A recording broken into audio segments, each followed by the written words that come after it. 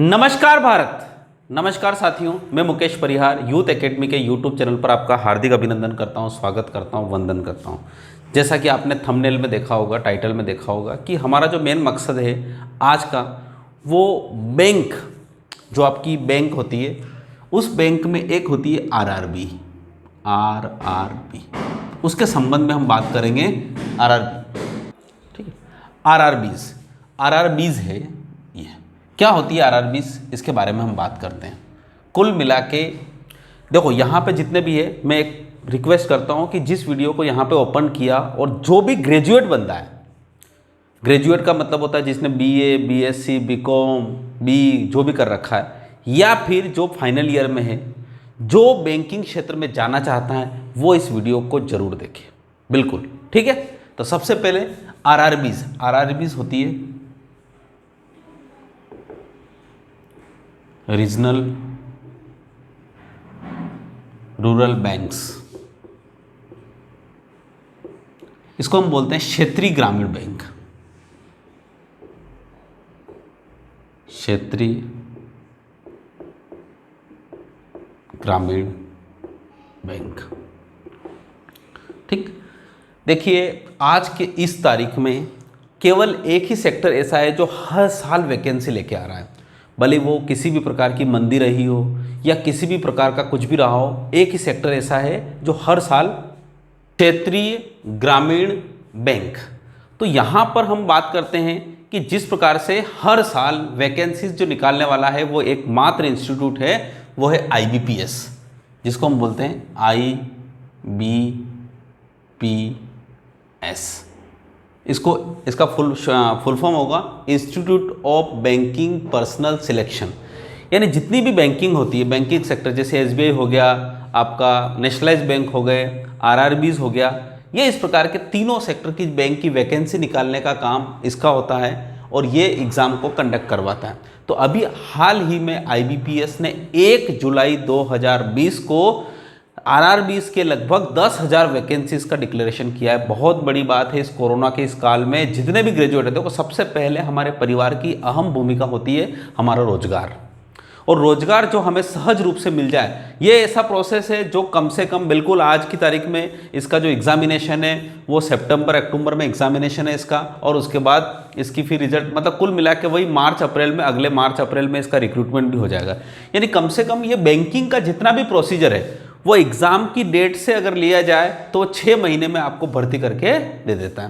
तो ये सबसे अच्छी चीज़ है आपके लिए कि आप इसमें अपना एक करियर करें। और अच्छी चीज़ें देखो, बैंकिंग सेक्टर में मैं खुद ग्रामीण बैंक में मेरा सबसे पहला जो सफ़र था 2011 से लगाकर 20 महीनों का सफ़र जो था मेरा खुद का 20 मंथ्स,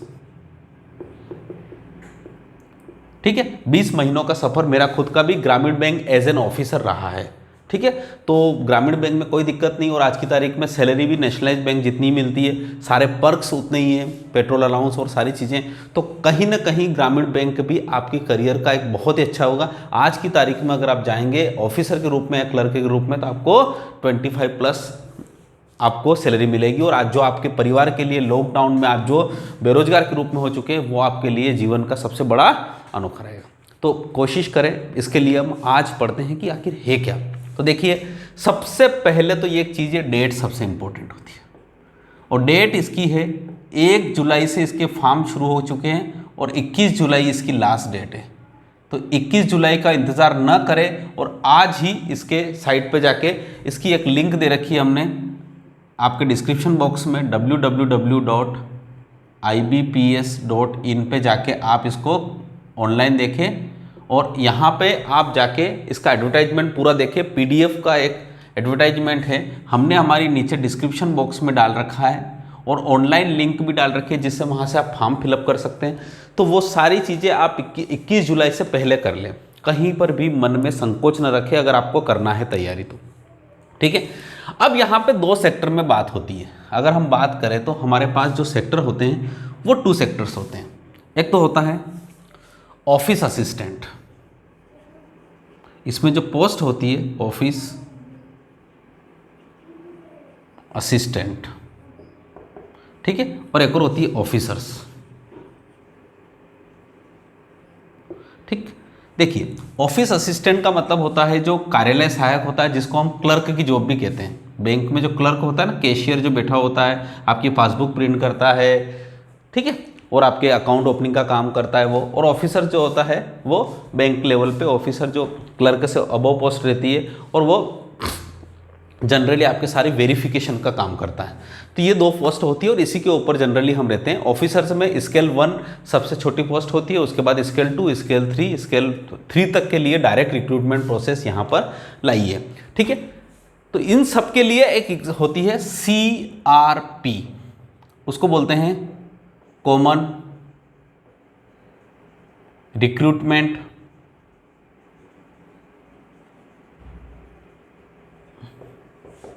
प्रोसेस।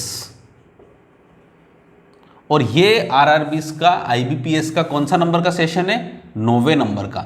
यानी इससे पहले 8 बार IBPS कॉमन रिक्रूटमेंट प्रोसेस के तहत रिक्रूटमेंट कर चुका है, भर्तियां कर चुका है।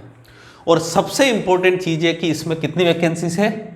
10,000 के लगभग, ठीक है। मैं एक बात बताता हूँ, 10,000 के ऊपर वैकेंसीज, पर हमें इसके ऊपर कॉन्सेंट्रेट नहीं करना है। 10,000 सभी RRBs में मिलके, और कितनी RRBs है वो? 43 RRBs।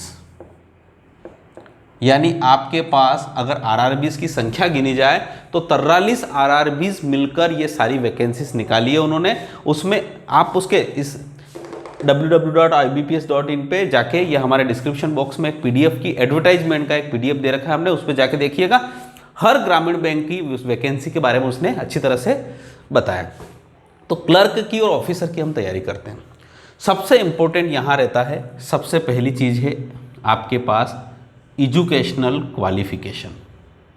देखिए, यहाँ पर भी हम बात करें तो एजुकेशनल क्वालिफिकेशन की बात करें, ठीक, बहुत इंपॉर्टेंट चीज़ है ये। सबसे पहली बात तो मैं यहाँ पे थोड़ा सा बता देता हूँ, उसके बाद इसको तैयारी कैसे करना है उसके बारे में भी आपको बताऊँगा। तो एजुकेशनल क्वालिफिकेशन के बारे में बात करें तो यहाँ पे चाहिए आपको ग्रेजुएशन, और यहाँ पे भी आपको चाहिए ग्रेजुएशन, ठीक। कंप्यूटर का जो नॉलेज है वो आपको चाहिए डिज़ायरेबल। डिज़ायरेबल का मतलब होता है होना चाहिए, नहीं भी हो तो कोई दिक्कत नहीं, आप सीख सकते हैं, ठीक है। तो कंप्यूटर भी बिल्कुल सिंपल, ठीक। ये ऑफिसर स्केल 1 के लिए कह रहा हूं मैं जनरली, जो फर्स्ट। उसके बाद जो स्पेशलिस्ट ऑफिसर है उनके लिए अलग क्वालिफिकेशन है। उसके बाद यहां पे लैंग्वेज सबसे इंपॉर्टेंट चीज है। लैंग्वेज यहाँ पे भी रहती है, क्योंकि ग्रामीण बैंक है, ग्रामीण बैंक में भाषा का सबसे इंपॉर्टेंस रहता है। अगर कोई दूसरी बैंक होती है तो वहाँ पे कोई मतलब नहीं है आपकी कोई भी, और क्लेरिकल में तो जनरली ज़्यादा रहता है। तो देखिए, आप जनरली अगर हम यहाँ पे बात करें तो हम यहाँ पे बात कर रहे हैं हमारे आसपास के स्टेट की, ठीक है। हम हिंदी भाषी स्टेट है तो हमारे पास सबसे पहले छत्तीसगढ़ है, मध्य प्रदेश में तो है ही अपन। तो मध्य प्रदेश के साथ साथ जो हमारे पास है, मध्य प्रदेश हो गया, छत्तीसगढ़ हो गया, ठीक है। यहाँ पे आसपास का एक राजस्थान हो गया, और अगर हम गुजरात जाने की बड़ी इच्छा रखते हैं तो लगभग इन 4 राज्यों के अलावा आप कहीं जाना पसंद नहीं करते। तो इन चारों राज्यों में हिंदी अवेलेबल है। गुजरात में आप देखेंगे तो हिंदी, इंग्लिश और गुजरात 3 लिखी है। यहाँ पे हिंदी और इंग्लिश, यहाँ पर भी हिंदी और इंग्लिश, और यहाँ पर भी हिंदी और इंग्लिश। तो ये भाषा का सबसे इंपॉर्टेंस रहता है। तो ये भाषा लगभग तो हम चारों राज्यों में डाल सकते हैं, ठीक है। तो वैकेंसीज की बात करें तो देखिए, मुझे पता है कि मध्य प्रदेश वाले स्टूडेंट्स या तो वो MP में डालेंगे या गुजरात में डालेंगे, इसके अलावा कहीं नहीं डालेंगे, ठीक है, भले वो ऑफिसर की हो या क्लर्क की हो, ठीक। अब आते हैं हम सबसे बड़ी दूसरी बात एज की। एज यहाँ पर होती है जो आपकी जो 28 साल जो रहती है वो एज है, क्योंकि मैक्सिमम के ऊपर ही ध्यान दे रहे हैं अपन, ठीक है। ग्रेजुएशन हो गए तो वैसे 18 तो हो ही गए होंगे, ठीक। तो यहाँ पे मैक्सिमम एज कितनी है? 18 साल। और यहाँ पे जो एज है वो है 30 साल। यानी यहाँ पे मैक्सिमम एज 28 साल और यहाँ पे मैक्सिमम एज कितनी है? 30 साल। अब ये सबसे इंपॉर्टेंट चीज है एज का फैक्टर। और एज ऑन 1 जुलाई 2020 को कहा है उसने, यानी 1 जुलाई 2020 को आपकी एज इतनी होना चाहिए। और क्वालिफिकेशन जो आपकी कंप्लीट होना चाहिए वो भी 1 जुलाई 2020 को ग्रेजुएशन होना चाहिए। अगर आपका ग्रेजुएशन का रिजल्ट अभी तक आया नहीं है तो फिर दिक्कत हो सकती है, ठीक है। तो अगर आपका रिजल्ट डिक्लेयर हो चुका है तो आप उसको सुधरवा के और जल्दी से मार्कशीट ले लीजिए उसकी। तो आपका 1 जुलाई 2020 को आपका क्वालिफिकेशन कंप्लीट होना चाहिए, ठीक। उसके बाद आता है आपका तीसरे में अगर हम बात करें वैकेंसीज की बात करें तो वैकेंसीज जो है वो ऑफिस असिस्टेंट में यहाँ पर देखो मध्य प्रदेश में जो रहती है वो मध्य प्रदेश में 2 ग्रामीण बैंक हैं। एक तो होता है मध्य प्रदेश ग्रामीण बैंक और एक और है मध्यांचल ग्रामीण बैंक। ये दोनों वैकेंसी, तो मध्य प्रदेश ग्रामीण बैंक में वैकेंसीज ज़्यादा है। वो कितनी है मैं आपको थोड़ा सा बता देता हूँ कि मध्य प्रदेश ग्रामीण बैंक में जो वैकेंसीज है वो लगभग 352 है मध्य प्रदेश ग्रामीण बैंक। और एक और है मध्यांचल ग्रामीण बैंक है, उसमें वैकेंसी 62 के लगभग है। ठीक है, मध्यांचल ग्रामीण बैंक। ठीक, ये हो गए।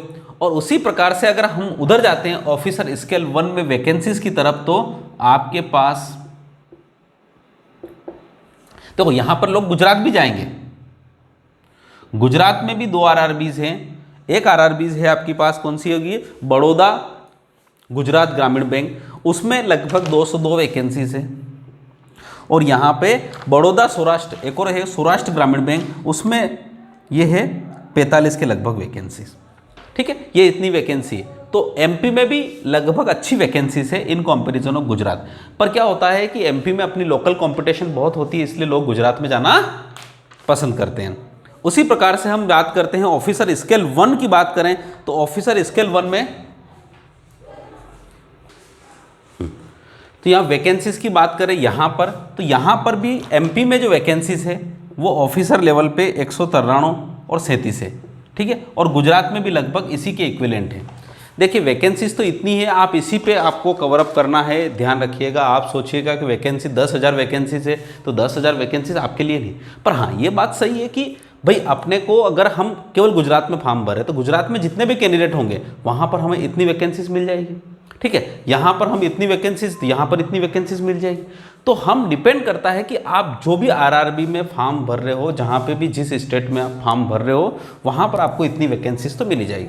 आप तैयारी पूरी आपकी चाहिए। देखो फिर बताता हूँ, आज की तारीख में बेरोजगारी चरम पर है। कोरोना के कारण बेरोजगारी इतनी खतरनाक हो चुकी है कि जहाँ पर जो लोग बीई करके या फिर मास्टर डिग्री करके, बहुत ही अच्छी टेक्निकल डिग्री करके, बहुत ही बढ़िया बड़े बड़े शहरों में, बेंगलोर में है, यहाँ पे पुणे में है, आपके बड़े जो मुंबई है, दिल्ली है, वहाँ शहरों में जब काम कर रहे थे और 1-1 लाख की तनख्वाह थी, उनमें से कई सारी कर्मचारियों की छुट्टी कर दी। वर्क जो घर से काम करने का जो फैसला है उसके कारण कई सारे लोगों को बेरोजगार होना पड़ा। तो ये चीज़ें हुई है। अगर आप अपना जीवन का इस्टेब्लिशमेंट चाहते तो अपने आप को पूरी तरह से इस एग्ज़ाम के लिए पूरी तरह से समर्पित कर दो। अगर आप बैंकिंग सेक्टर में अपना करियर, देखो पहली बात तो मैं बताऊं, बैंकिंग सेक्टर में कुछ नहीं होता है। मध्यम वर्गीय परिवार के लिए करियर एक ऐसी चीज़ होती है जो केवल अपनी रोजी रोटी के लिए होती है। करियर यहाँ पे कुछ नहीं होता है। देखिए मैं फिर बता रहा हूँ, यहाँ पे बहुत सारे लोग के होते हैं करियर। मैं बोलता हूँ कि अगर आज की तारीख में मैंने मान लिया कि मेरे को पीएससी की तैयारी करना है, साहब पीएससी सरकार 3-3 साल में वैकेंसी निकाल रही है, 2-2 साल में उसका रिक्रूटमेंट हो रहा है। साहब अगर मैं पीएससी के लिए तो मैं कह रहा हूँ कि बहुत सारे यहाँ पे तो बढ़िया है, उनके माता पिता उनके पास हर महीने पैसे भेज देते हैं और वो आराम से 4 साल तक तैयारी कर सकते हैं। क्या इतने कितने लोग हैं जो अपने 4-5 साल तक, उनके कोई बात नहीं है जॉब नहीं लगेगी तब तक वो आराम से मस्ती में जॉब को तैयारी कर पाए? नहीं है साहब। मुझे पता है कि हमारे सबकी कंडीशंस इस प्रकार की है कि अपने को जीवन में सबसे पहले अपनी परिवार की, अपनी मदद नहीं, अपने कोई खर्चे थोड़ी ना है। कितना खर्चा है आपके पास? 1,500 रुपये। परिवार की मदद करने के लिए आपको जॉब करना है और परिवार की मदद करने के लिए आपको सबसे पहले क्या चाहिए? एक जॉब चाहिए। उसके बाद आपकी इच्छा हो कि भाई मुझे सेक्टर में जाना तो तैयारी करिए, जॉब में रहते हो तैयारी करिए। इंजॉयमेंट को किसने कहा? आपने। बैंक में रह के 8 घंटे की नौकरी करने के बाद आपको 16 घंटे और मिलते हैं। 8 घंटे के बाद आपको मिलते हैं कि नहीं मिलते हैं? 16 घंटे उसके बाद तैयारी करिए, हैं, सोना कम करिए।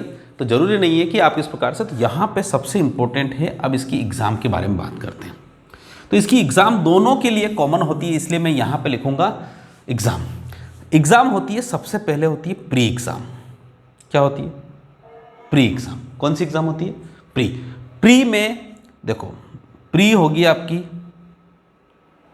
रीजनिंग और मैथ्स को हम बोलते हैं क्वांटिटी एप्टीट्यूड। ठीक है, इसके 40 क्वेश्चन आते हैं, इसके भी 40 क्वेश्चन आते हैं। 40 नंबर के आएंगे, 40 नंबर के आएंगे, टोटल है 80 और ये आपको करना है 45 मिनट में। ठीक है, कंपोजिट टाइम है।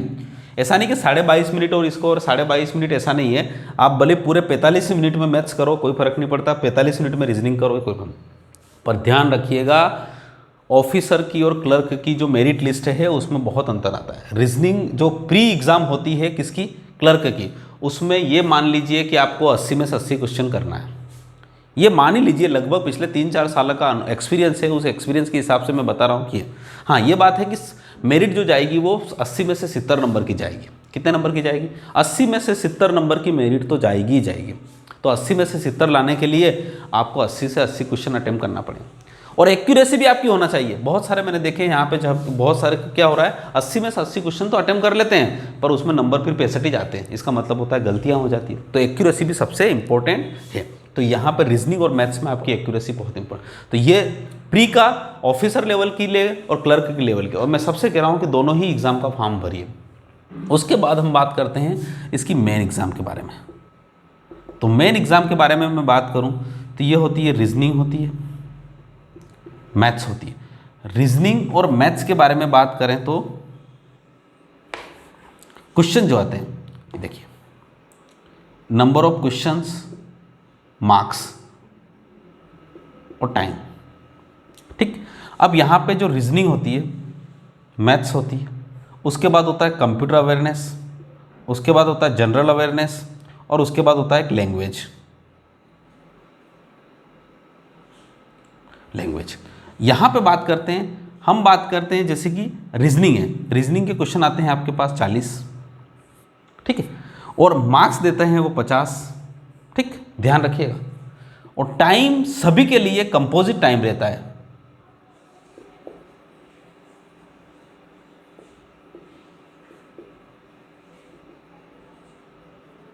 Two hours. 40 क्वेश्चन के लिए, 40 क्वेश्चन में 50 नंबर मिलेंगे, मतलब रीजनिंग का वेटेज ज़्यादा है। मैथ्स में भी 40 क्वेश्चन के 50 नंबर मिलेंगे। कंप्यूटर अवेयरनेस में 40 क्वेश्चन आएंगे पर नंबर मिलेंगे केवल 20 ही, ठीक है। उसी प्रकार से जनरल अवेयरनेस में 40 क्वेश्चन और आपको मिलेंगे 40 नंबर। और हिंदी में आपको देखो 200 क्वेश्चन और 200 नंबर, ठीक है। और टाइम कितना है? 2 घंटे। यहाँ पे मेन एग्जाम होगी आपकी। मेन एग्जाम में रीजनिंग, मैथ्स, कंप्यूटर अवेयरनेस। तो रीजनिंग जो आपकी है 40 में से 50, 40 क्वेश्चन देने पर 50, यानी रीजनिंग और मैथ्स। देखिए रीजनिंग और मैथ्स की आप इतनी हाई फाई तैयारी करो। तो तैयारी के लिए सबसे इंपॉर्टेंट होती है प्रैक्टिस, और प्रैक्टिस के लिए ऑनलाइन प्रैक्टिस भी करिए, ऑफलाइन प्रैक्टिस भी करिए। और जितनी प्रैक्टिस, एक एक पेपर अगर आपने 10-10 बार भी लगा लिया तो कोई दिक्कत नहीं है। तो यहाँ पर अगर रीजनिंग और मैथ्स में आप बहुत अच्छी तैयारी करते हैं तो देखिए 100 नंबर यहाँ पे आ जाता है। ये देखो मैं फिर बता रहा हूँ, इसमें बहुत कट ऑफ कम जाता है। मैथ्स इतनी खतरनाक आती है कि कभी कभी तो कट ऑफ यहाँ का 2-2, 3-3 नंबर जाता है, ठीक है। तो इसलिए सबसे इंपॉर्टेंट आपकी प्लस, माइनस, मल्टीप्लाई, जोड़, घटाव, और इंसानों के लिए आती है। मैं एक फिर बता रहा हूँ, भले क्वेश्चन कितना ही बड़ा हो, कितना ही कठिन हो, आपकी तैयारी ऐसी होना चाहिए कि यहाँ पे 2 घंटे मिल रहे हैं आपको। कितने घंटे मिल रहे हैं? 2 घंटे। देखिए लैंग्वेज में बहुत ही प्यारी चीज़ है, आप इसको 15 मिनट में कर सकते हैं, ठीक है। पहले यहाँ पे बात करते हैं अपन प्री लेवल की एग्जाम की बात। मैं इसको बताता हूँ कि तैयारी कैसे करना है, तैयारी स्टार्ट कैसे करना है। अगर आज का आपका पहला भी दिन हो तो भी आप स्टार्ट कर सकते हैं, ठीक है। सबसे पहले हमारा जो यूथ एकेडमी का चैनल है उसमें मैथ्स में जाके हमने शुरुआत में जोड़, घटाव, गुणा के जो चैप्टर बता रखे हैं, जिसमें 9 टैबलेट्स भी हमने बता रखी है, उसको जाके पढ़े। पहले क्या पढ़ना है, तैयारी कैसे करना है। तो अगर हम बताएं यहाँ पे, तो यहाँ पे मैं लिख देता हूँ प्रिपरेशन कैसे करना है। इस सब का स्क्रीनशॉट ले लेना, बढ़िया शानदार चीज़ है। प्रिपरेशन अगर हम बात करें तो प्रिपरेशन में सबसे इंपॉर्टेंट है आपकी 9 टैबलेट्स। 9 टैबलेट्स मतलब होता है आपको अगर 100 तक वर्ग पक्के याद होना चाहिए, 30 तक क्यूब याद होना चाहिए, जोड़, घटाव, गुणा फास्ट, इतना फास्ट होना चाहिए कि कहीं पर भी आपको मन में डाउट नहीं रहे चीज़ों को जोड़ते हुए। इनको जोड़ना हो तो 352 और 62 जोड़ना हो तो फट जुड़ जाए, 352 में 62 घटाना हो तो फट घट जाए। उस प्रकार की चीज़ें होना चाहिए, तभी मज़ा आएगा आपको। चलिए ये हो गया। तो रीजनिंग और मैथ्स के लिए सबसे इंपॉर्टेंट है पेपर प्रैक्टिस।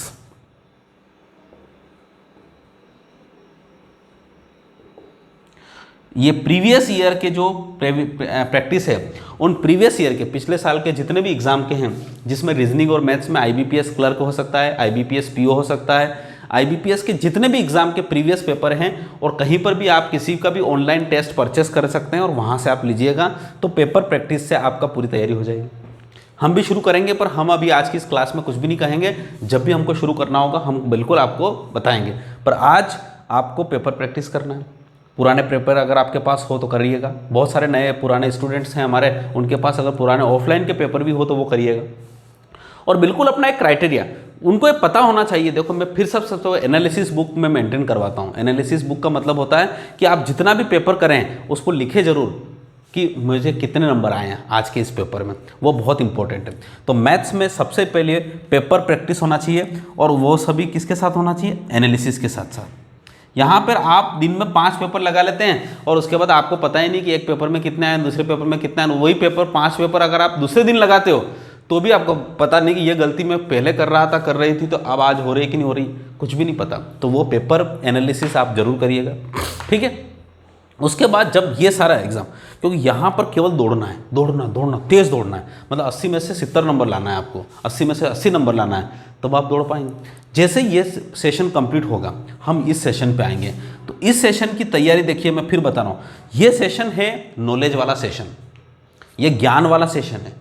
ये ज्ञान नहीं है, यहाँ पे प्रैक्टिस है, और यहाँ पे प्रैक्टिस और नॉलेज दोनों चाहिए। यहाँ नॉलेज की यहाँ नॉलेज वाले नहीं है, यहाँ पे तो आपको बस दौड़ना आना चाहिए। यहाँ पे ज्ञान तो क्या है कि आप सोचोगे इतने में तो समय निकल जाएगा, यहाँ पर आपको सोचने का समय भी चाहिए। तो लैंग्वेज जो होती है, जैसे कि आप इसके बारे में तैयारी करेंगे तो लैंग्वेज के बारे में आपको कोई तैयारी करने की जरूरत नहीं है, ठीक है।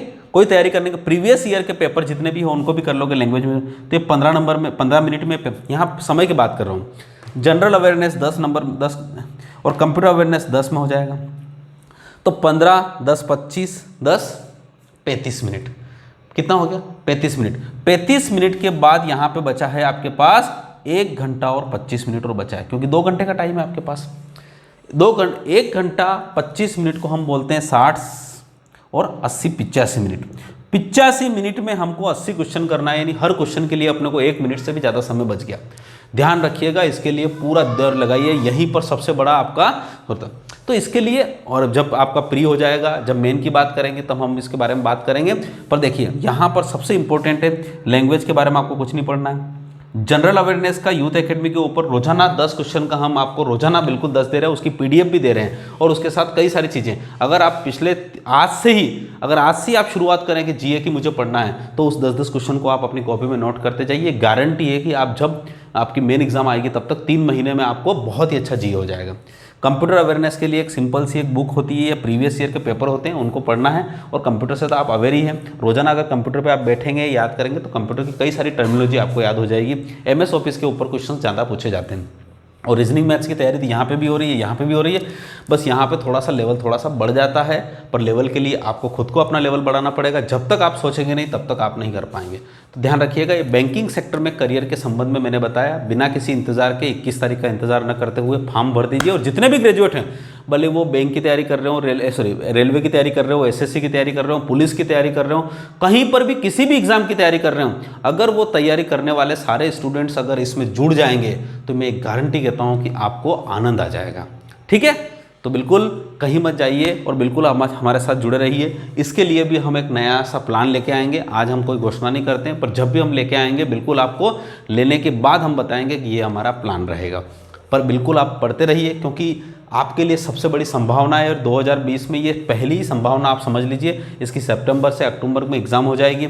भले जो टीचर की तैयारी कर रहा है, कुछ भी तैयारी कर रहा है, वो भी इसको फॉर्म को फिलअप कर सकता है। ओके, बिल्कुल जुड़े रहिए हमारे साथ। अच्छा लगे तो लाइक करिए, शेयर करिए, सब्सक्राइब करिए, और इसका स्क्रीनशॉट लेके रख दीजिएगा। ये सारी चीज़ें मैंने आपको बताई। Okay, thank you so much. जय हिंद, जय भारत।